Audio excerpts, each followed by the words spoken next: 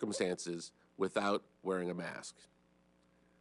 This is an accomplishment every American going through the difficult process of waiting for the vaccine can take pride in. And as more people get vaccinated, more people will become eligible. Yesterday, Alaska became the first state to make vaccines available to all people over the age of 16. There are many steps left in the path, but we are making progress. With that, I will turn it over to Dr. Walensky. Thank you, Andy. It's a pleasure to be back with you today. Let's take a look at the current state of the pandemic. CDC's most recent data indicate that the recent plateau of cases may be again starting to trend downward, with a 7-day average now of 56,000 cases per day. We also continue to see decreases in new hospital admissions for the most recent week. An average of 4,900 patients with COVID-19 were admitted per day in the most recent week. And while we have seen deaths hovering around 2,000 deaths per day in recent weeks, the latest 7-day average is now down to 1,600 deaths per day. Earlier this week, we saw the number of deaths per day drop below 1,000 for the first time since November. All of this is really good news.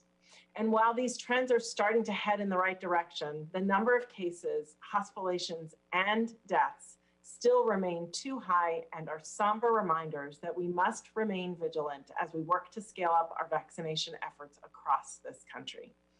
We must continue to use proven prevention measures to slow the spread of COVID-19. They are getting us closer to the end of this pandemic. As I discussed on Monday, CDC released initial guidance on activities fully vaccinated people can resume safely while limiting risks to themselves and others. To help this important information out to the medical community and to the public, today, the Journal of the American Medical Association published a scientific commentary from CDC.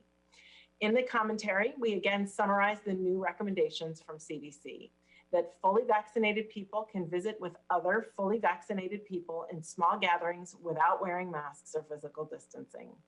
That fully vaccinated people can also visit with unvaccinated people from one other household without wearing masks or distancing, as long as no member of the unvaccinated household is at high risk of severe illness from COVID-19.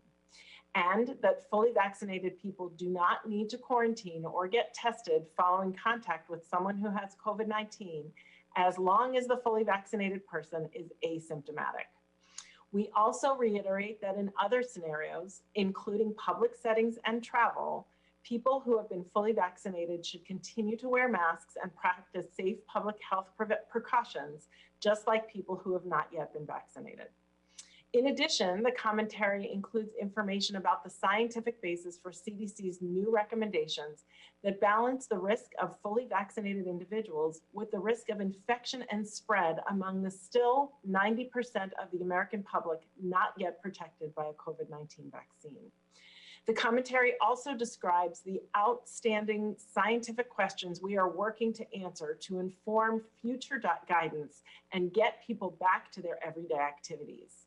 Key among them are questions about the risk of vaccinated people transmitting the virus to others if they have a vaccine breakthrough and become infected, how long protection from vaccine lasts, and how well the vaccine work against the circulating virus variants.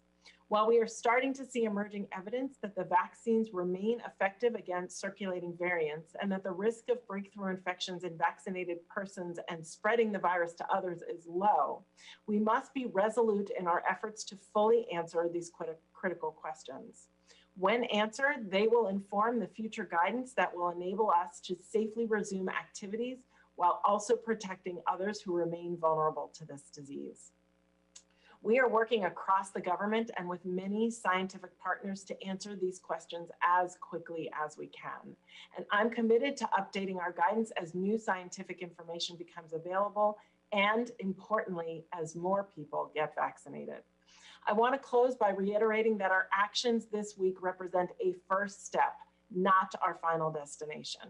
We are at a critical point in this pandemic and on the cusp of having enough vaccine to protect every adult in the United States.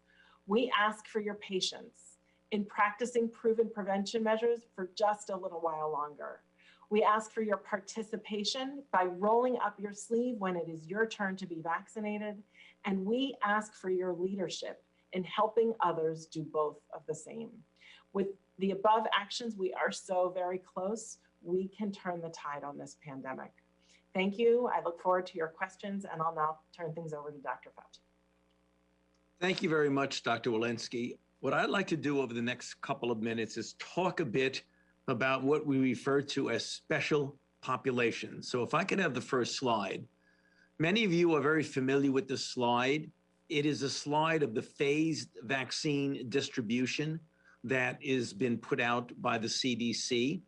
If you look at these from the phase 1A, B, C, and 2, what is not specifically mentioned here are pregnant women and pediatric individuals, namely people from age 6 months to 16 to 18. Also, in the third panel on phase 1C, we refer to as high-risk conditions.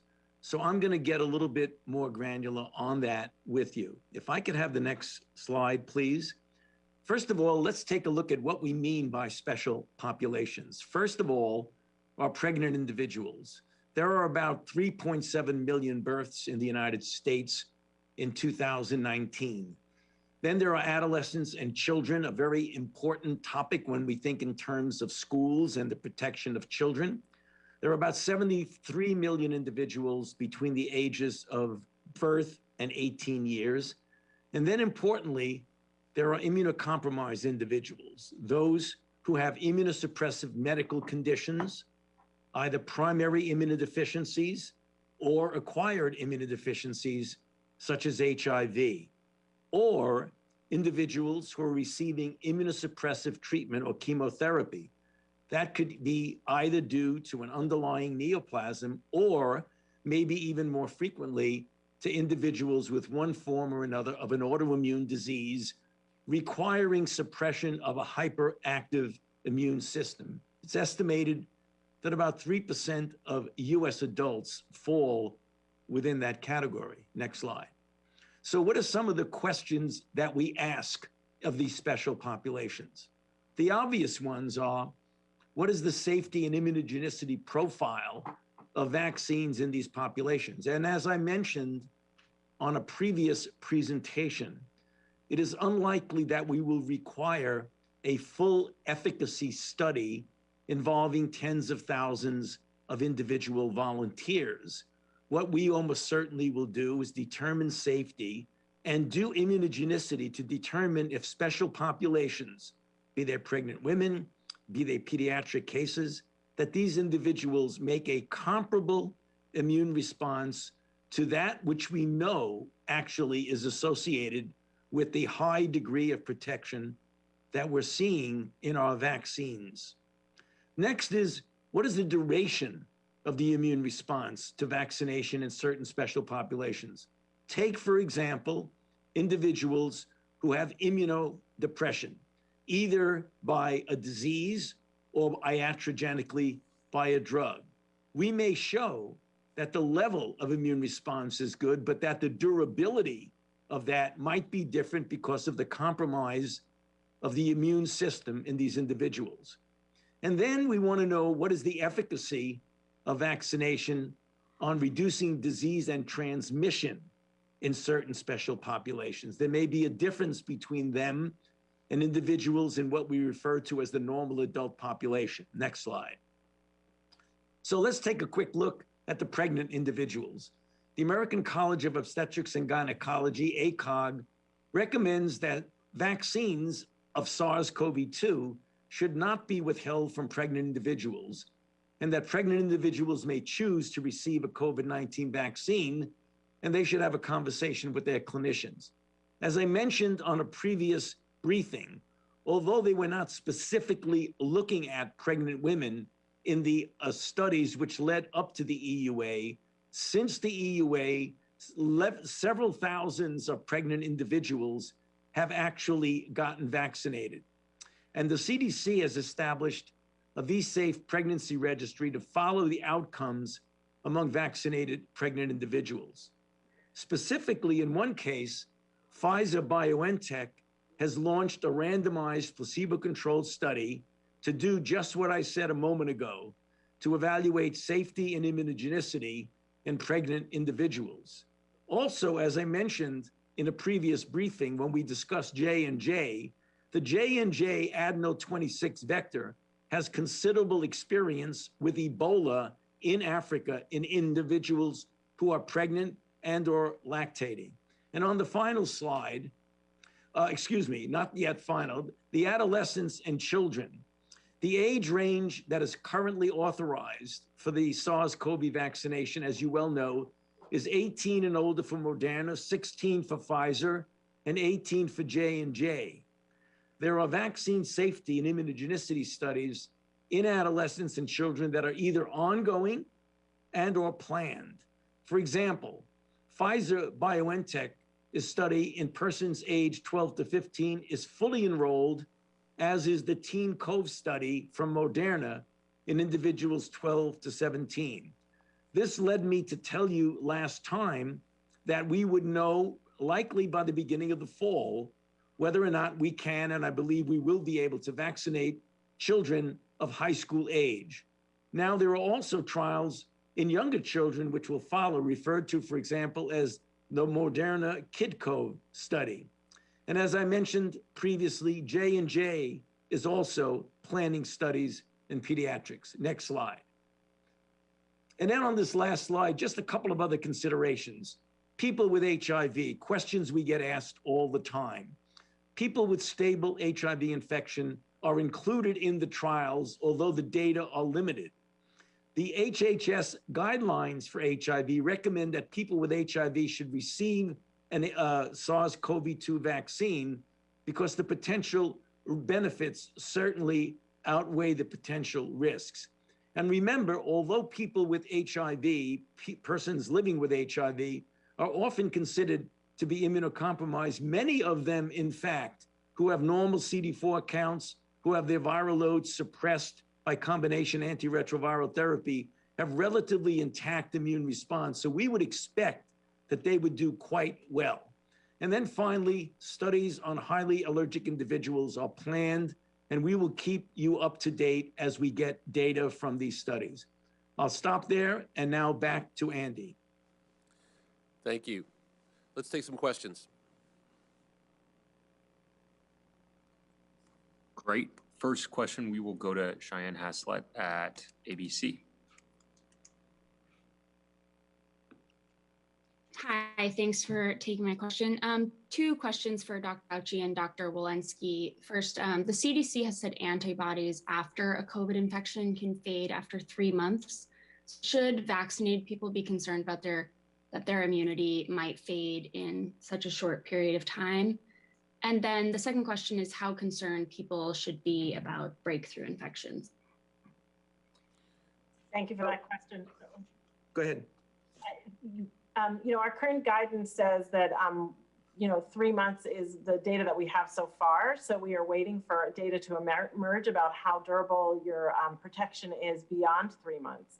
And so this is exactly among the reasons why we want to be cautious as we take these first steps in our guidance post-vaccination. The durability and the protection in the context of variants are among the areas we're watching the evidence very carefully. Yeah, one of the things we want to emphasize that there is not a direct linear correlation between the level of antibody and the degree of protection, as Dr. Walensky says.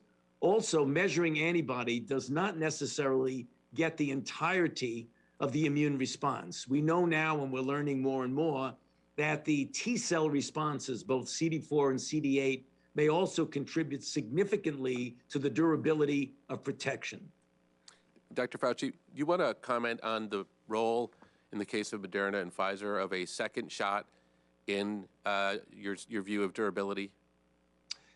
Yeah, I mean, obviously, we've been talking for some time now about why we feel very strongly that we need to go with the science and showing that with Moderna 28 days later and with Pfizer 21 days later, you get the maximum protection of 94 to 95% efficacy. But importantly, if you look at the titers of the antibody following the first dose, they may be good enough to do a degree of protection, but we don't know what the durability is. Also, when you're dealing with variants, you want a considerable cushion of antibody response if, in fact, when you look at the variants, it diminishes by several fold the efficacy of vaccine-induced antibodies.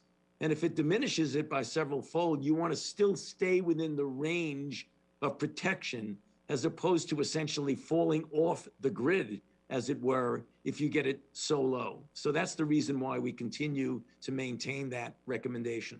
Thank you. Next question, please. Next, we'll go to Caitlin Collins at CNN.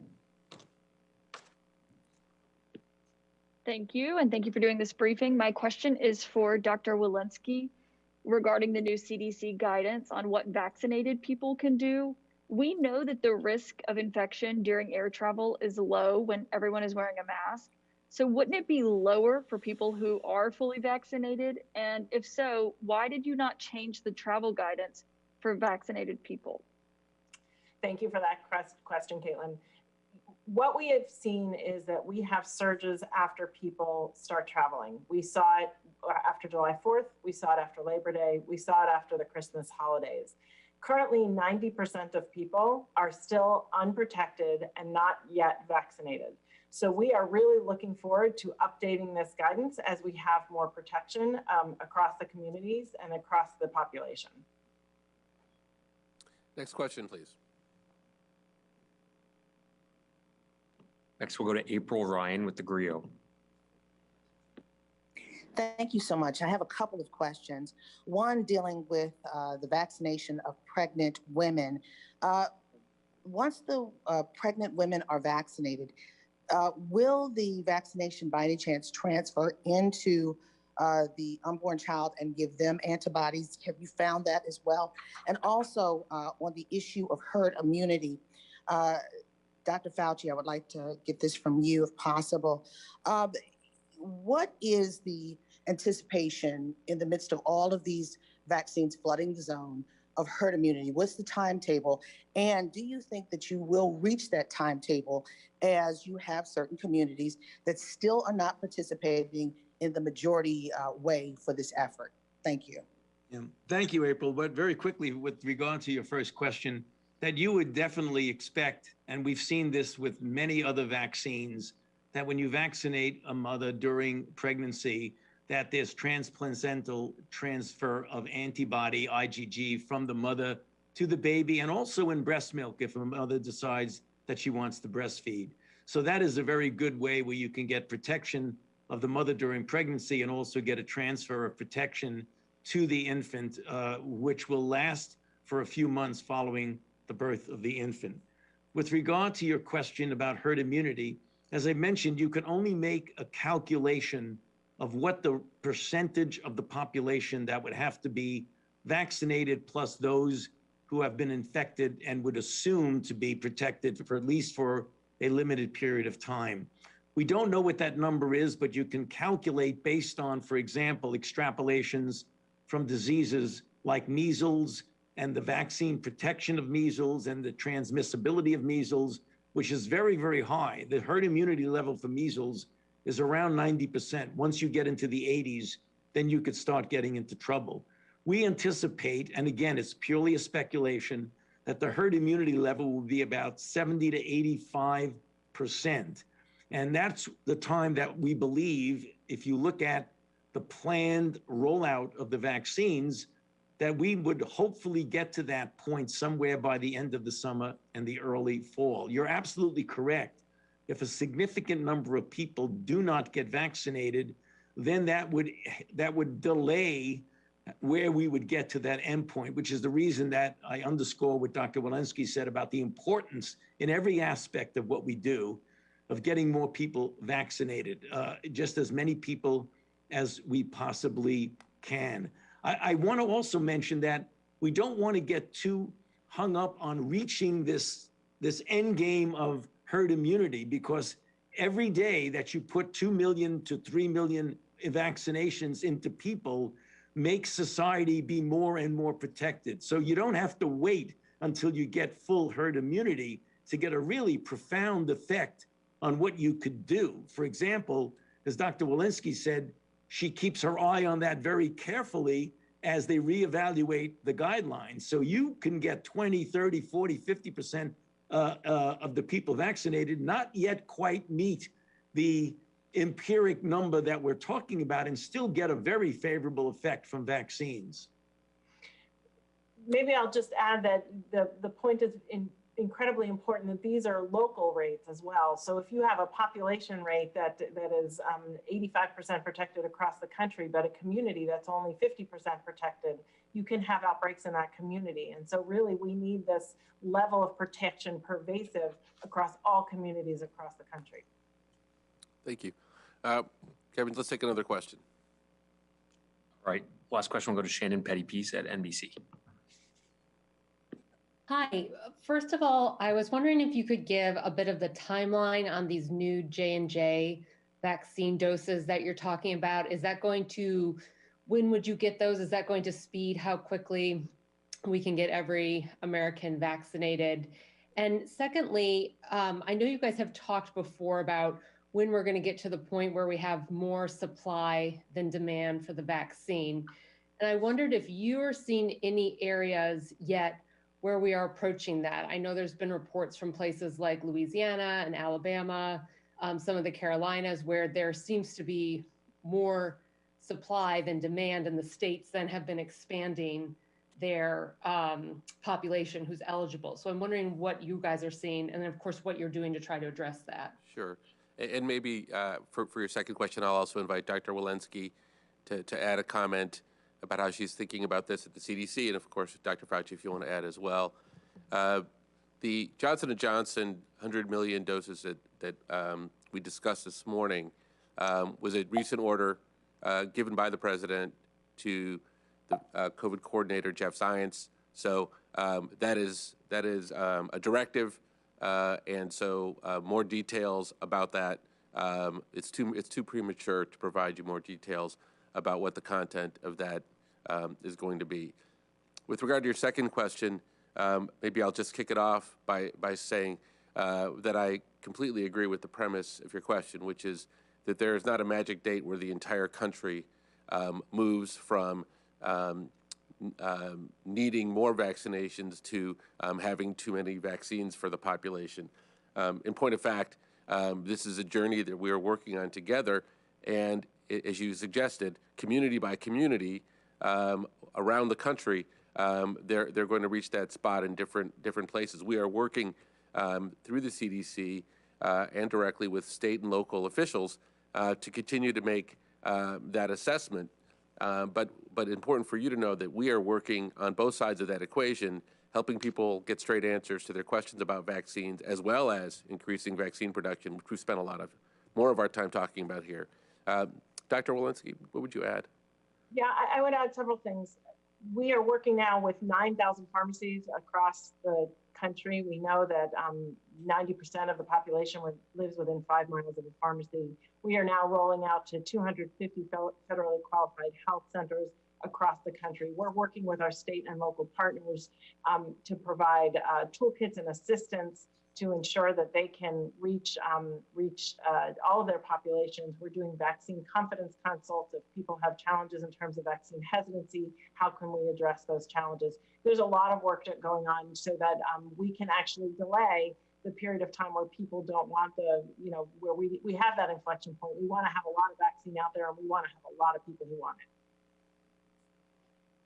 it. Yes, and I would add that the track record of these vaccines is so good from a safety and efficacy standpoint that simply making sure people have access to correct information and not misleading information is the most important thing, and making sure that local trusted people have access to that information as we continue to make vaccines more broadly available. Dr. Fauci, is there anything you wanted to add on that? No further comment, Andy. Thank you. Great. Okay, well, with that, we'll wrap up. We will be back on Friday, and thank you all for your attendance.